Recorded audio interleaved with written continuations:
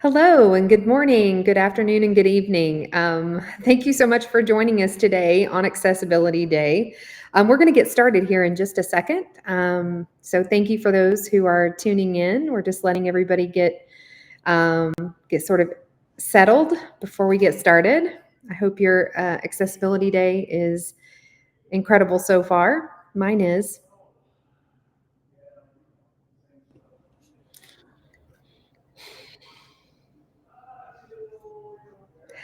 Okay, guys, I'm going to go ahead and get started. My name is Kelly Rader. Welcome to our live interview session today. I am Akraya's Human Experience Practice Director, and I am thrilled to be your host today for our conversation on Accessibility Day. We have a really special guest with us who's going to shed some light on accessibility and the workplace. Please welcome Shafiq Al-Mamon. Thank you guys so much for tuning in to talk and hear more about what Shafiq and I are going to talk about today. So, Shafiq, thank you for joining us. Before we delve into any of the topics of the day, would you mind to please introduce yourself and just share a bit about your background around accessibility? Hey Kelly, yeah, it's good to be here, and thanks for inviting me again. And I have been doing accessibility since 2015, so it's almost over 8.5 years now. And I have been doing a lot of. So my main experience is mostly working for Google. So I have, and in during that, I had a lot of experience working for a lot of product. Uh, Inside and outside of Google, which is internal and external products. And during that time, I get to know a lot of people which has different kinds of accessibility and get to know their feedback or their insight on a lot of things. So yeah, that's my experience so far. Well, experience at Google with Google's Accessibility Lab is pretty incredible. So that sounds great. I'm sure our viewers are going to love to hear your feedback, and that's fascinating. So let's dive into the topic of the future of work is accessible. There are obviously crucial aspects about designing products, as you mentioned, internal and for external clients at Google and in other organizations. But could you explain to our audience exactly what accessibility means or entails in companies that you've worked for? So basically, for to be accessible environment, like digitally or like outside of the working environment. For example, you can make one web page or one mobile application accessible, but at the same time you have to make sure that your work environment is accessible as well. Like when you're walking around, you have to make sure that there are not of a lot of obstacles for like people like that are visually impaired, so they might walk into it or get injured, right? So both cases you have like you have to make sure like when working and when you're working for someone else, making the environment and making an application accessible for them. And it's not just visual impaired people. So when you're working towards making an application accessible, you have to make sure like there are different kinds of accessibility. For example, some people might have a motor disability, might have a low vision or color blindness. So you have to make sure like consider those kind of people as well. And to do that, there are a lot of things available all over the internet, so you can take help from. And what are some of the things that I guess for people who are neurodiverse, colorblind, have low vision, or have moto, differences? What would you say are some of the ways that you can test an application in order to make sure it meets those audiences and is inclusive? For example, if a person has a motor disability, then the testing method for that person for an application would be like either keyboard or switch control devices. So switch control is basically you have two switches and you can assign some commands to it, and then you can like go through the application and like make sure that you can navigate through the application using that switch control like a normal person would. And there are like options, for example on Android phones you can actually do that using like volume up and down button as well. And like on iPhone you have like you can use camera itself to do a lot of gestures. And for like go for like color blindness people, or you can check for like color contrast. There are lots of online tools available to check color contrast for like any application. Contrast being the foreground and the background of the Yes. actual design of the site? Yes, and the Oh, minimum requirement is like 4.5 is to 1. okay. So And so I am familiar with where you can find accessibility guidelines, but for those who might not be familiar, where would you recommend that they go? the best place I would recommend it people go to is like W3C schools, and go for like WCAG guidelines. So the latest one I think is WCAG 2.2. It was released like few months ago. Yes, I think that's the standard, at least in the United States. Yes. No, that's a comprehensive explanation. I appreciate that. So, in today's digital age, accessibility technology is becoming increasingly important, and in the workplace, especially as we're working remotely. What are some considerations, I guess, as we think about the future and even today working remotely? What are some considerations for ensuring digital accessibility? So working remotely is like so basically when you're working home you have to make sure that your like people that is working from home has like the application that they're using, it's accessible friendly, so it's easy for them to work. If that application is not like accessible friendly for those like for those people, then they have like challenges to work on that application, right? And they need extra time to do that. For example, just a very simple thing that every page needs to have is called like you have a repetitive content, and it page needs to have a skip to content. Because so if that doesn't it's not there, then what people like the user needs to do is like they have to navigate through the whole thing on every single pages.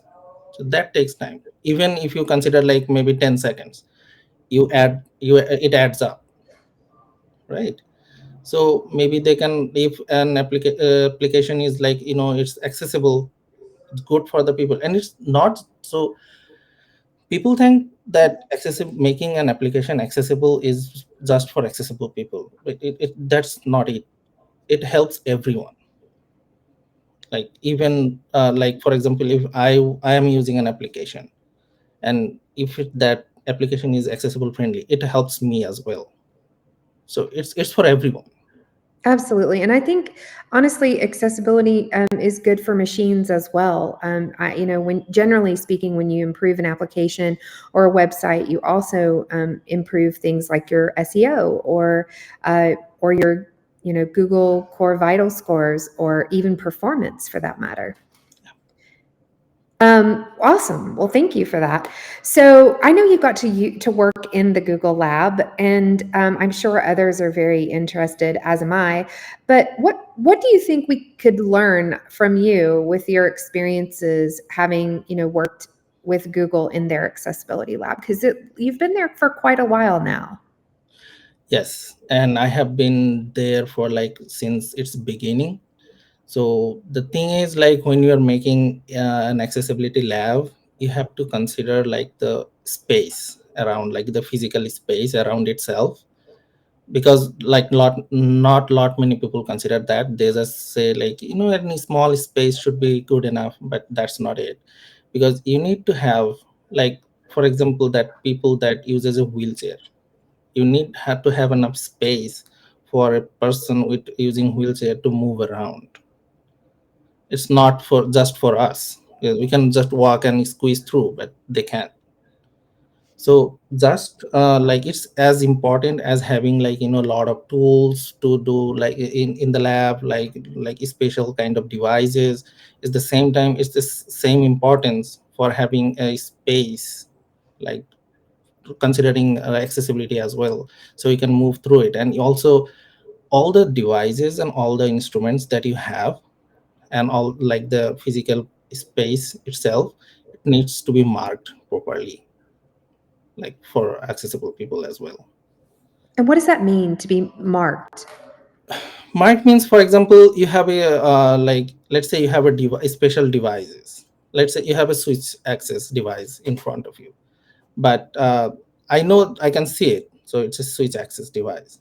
But let's say there are people that cannot see it, they don't know, right?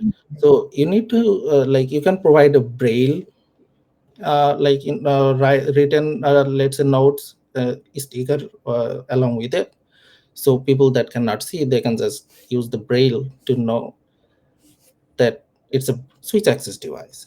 So for anything in that space, or anywhere actually, our work environment, you can mark every single thing using braille. So it's easier for like everyone to see and use, and easy to access. Yeah, no, thank you for highlighting that critical consideration. It makes sense, right, to visually label it, but then also to include the braille markings and possibly even audio messaging, that give people cues about what is available to them. Um, awesome, that's incredible. So, what is maybe your favorite aspect of your work at Google in terms of the of accessibility in the lab? So in terms of accessibility, my favorite aspect is helping people. Like, it doesn't matter that I am at Google, or I'm working for someone else, or I'm doing something else. The best thing that I'm doing is like, I'm helping people. Because like, you see, our like human tendencies to think like, if someone has any kind of special needs, we think it's like they're a liability, right? Because I have seen it, people with kind of like mobility issues, or like visual impairment issues, like in our part of the world. I have seen the, like, people think that they're a liability. But see, if I am making an application accessible for people, they're not dependent on anyone.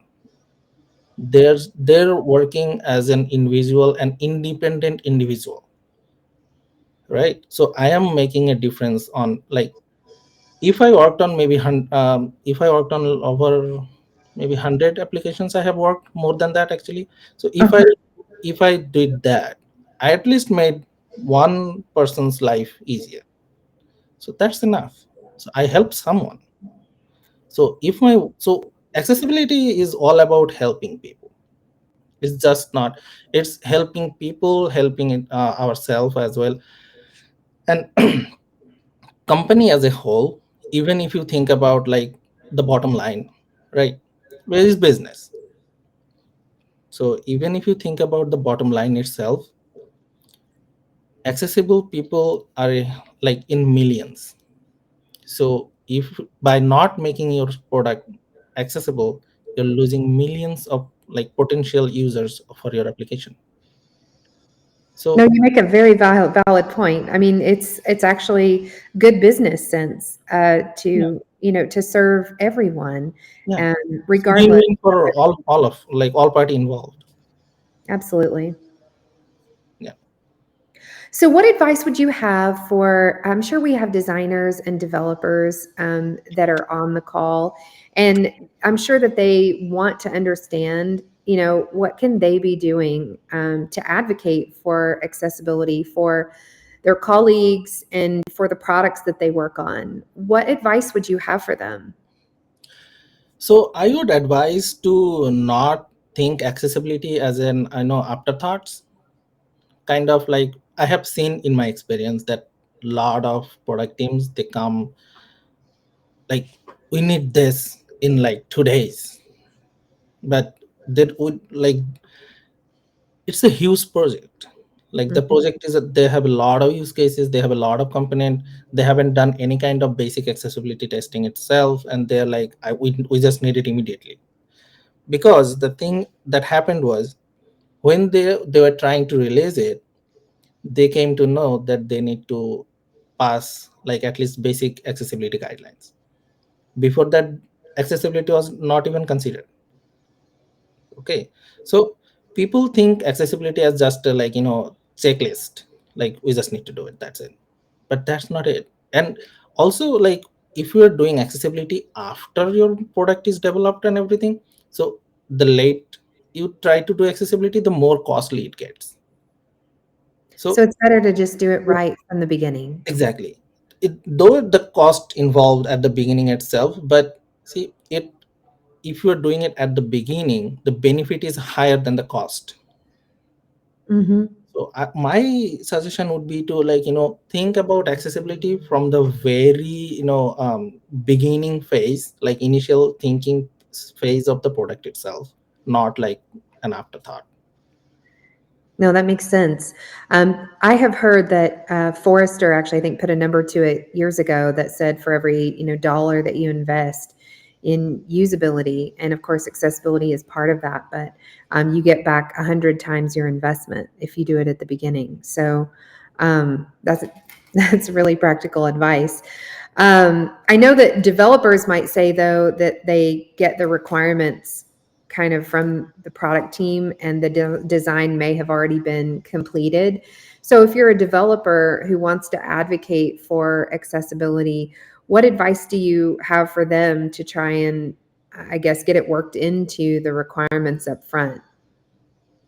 um let's say, like, the product you're is still in developing phase.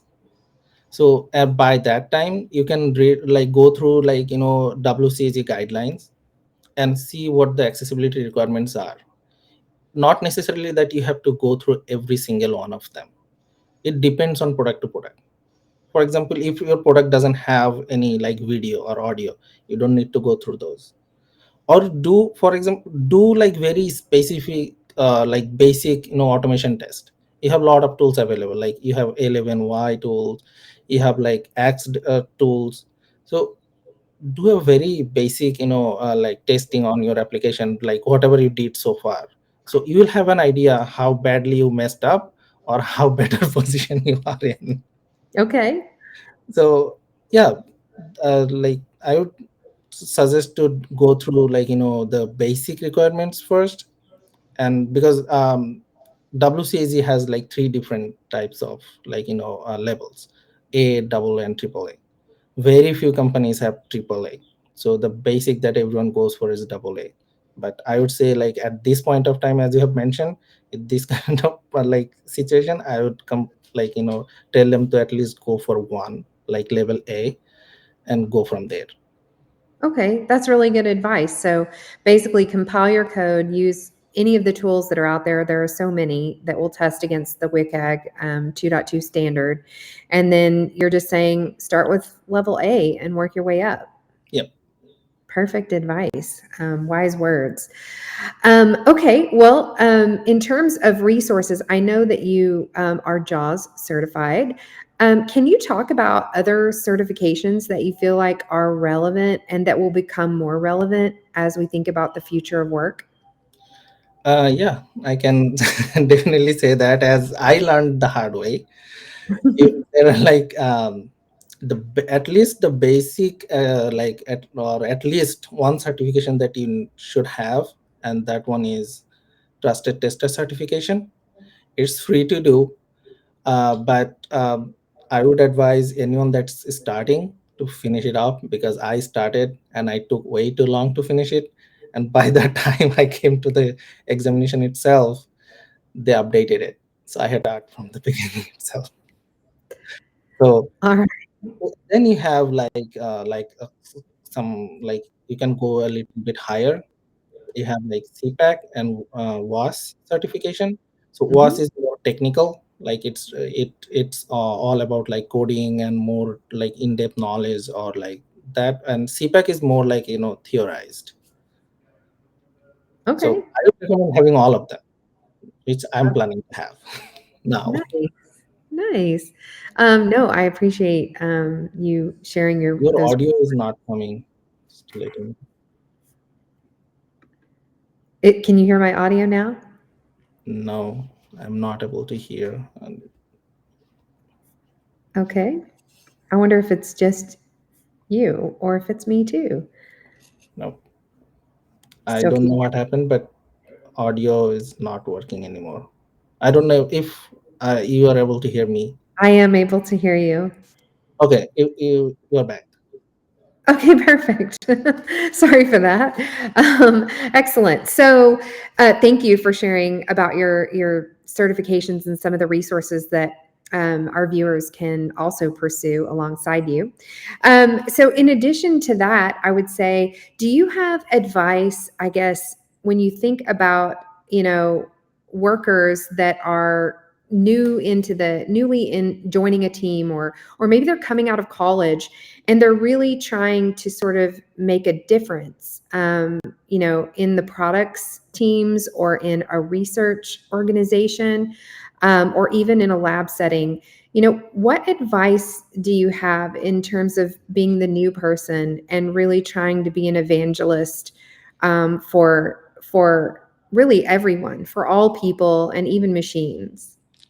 So, in my personal opinion, what I think, if anyone, not even the like only the students or new people that coming in, even who are working on accessibility, so I think you need to have passion for helping people. If you don't have that, if you think like the bottom line, like about the bottom line is my job, I'm just getting a paycheck. So at the end of the day, you're not enjoying it. You can do a lot of things, like you can do development, like automation testing, manual testing, or like other like there are a lot of things out there. But for accessibility itself, you need to have that passion, that at the end of the day you're helping someone. If you don't have that feeling that I'm helping someone, it like it doesn't matter, because by end of the, like after some time or something, you'll get bored, or like something will happen, you will burn yourself out or something like that. I have seen that happen to people. As I had a colleague who I worked, like when I first joined into my team, then I knew him, and like he's doing good now, but he was not into accessibility. He was like, yeah, why like we're using so many tools, and why we're doing this is like kind of thing that we don't need, like mostly where are you using it. It's like it's way back, but he didn't stick to accessibility.